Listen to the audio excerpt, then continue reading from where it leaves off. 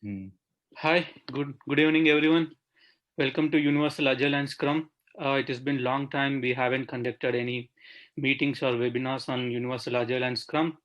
Today we come up with a slightly different topic to Agile and Scrum, but most important topic, which is emotional intelligence, cultural intelligence, and diversity and inclusion. Before we get into topic, let me introduce the speaker today. He's Ella.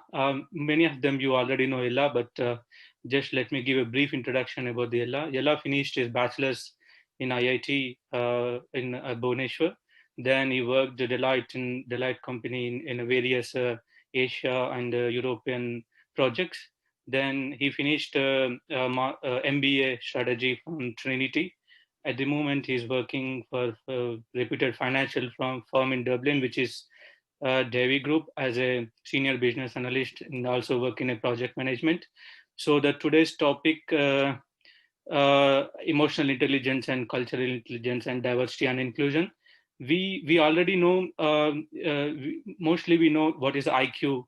So IQ is very important.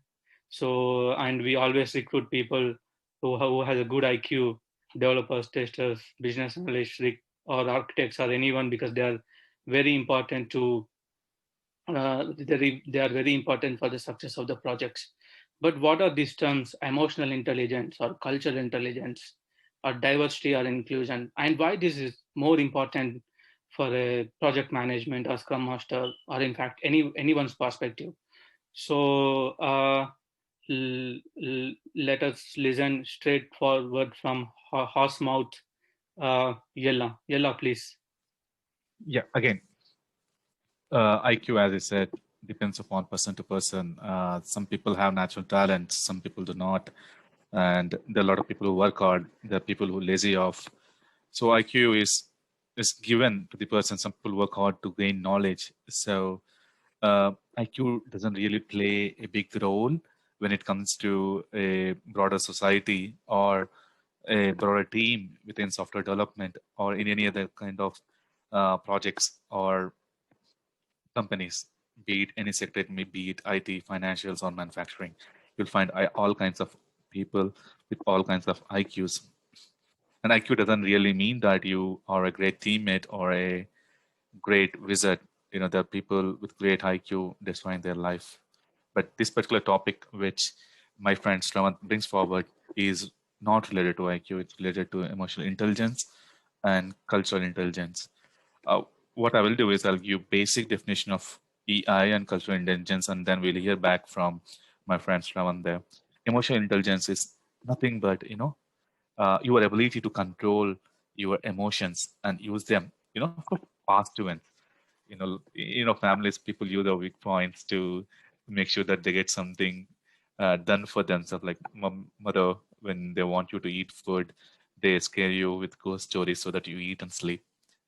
So that's basically playing with your emotions, but someone else is doing. But in a work setup where you're working as a scrum master or a project manager or as a project teammate, uh, controlling your emotions play a lot of role. And these emotions are not just related to internal factors, or they're also related to external factors. You work with culturally diverse society and diverse minds too. So having emotional intelligence, like controlling yourself,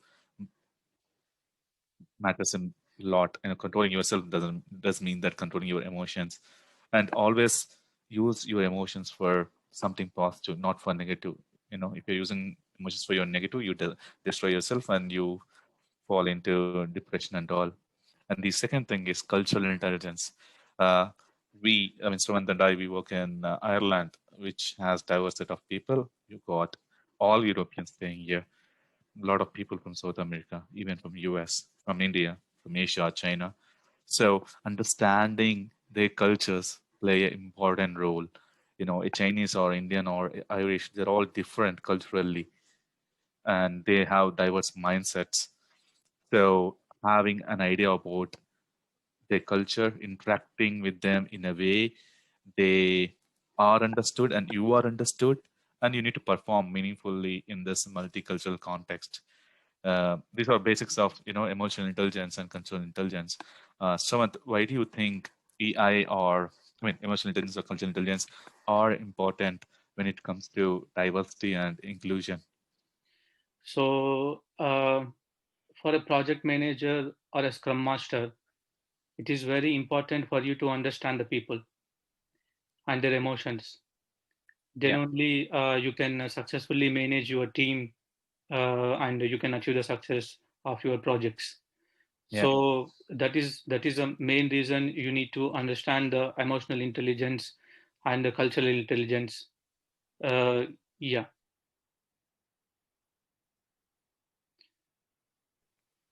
See, diversity, again, as someone said, diversity and inclusion are very important topics to me as well as it should be for you in a multicultural context.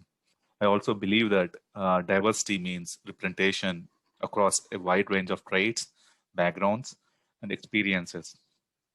When we connect with people and engage with them, they come from different perspectives and they have their own perspectives, their own mannerisms. If only when we can understand all those perspectives, we can, become a high performance team and successfully achieve our goals. And same thing with inclusion. Inclusion is nothing but when I say nothing but it's as a definition, it's very simple. It's sense of belonging in any environment. And a lot of people they don't speak up during the meetings, and you need to give chance to everyone to speak, and you need to make or prepare good listeners from the team. Again, the two types of people at broad level, extroverts and introverts. Extroverts talk a lot, whereas introverts they don't. So you need to nudge the introverts to speak during the meetings or during their normal personal discussions. Uh, so this kind of inclusion, irrespective of gender, race, color, should be a norm in any firm, even in the recruiting practices. So diversity and inclusion are again close to my heart. Whenever I work with people, I put myself in their shoes and understand them personally.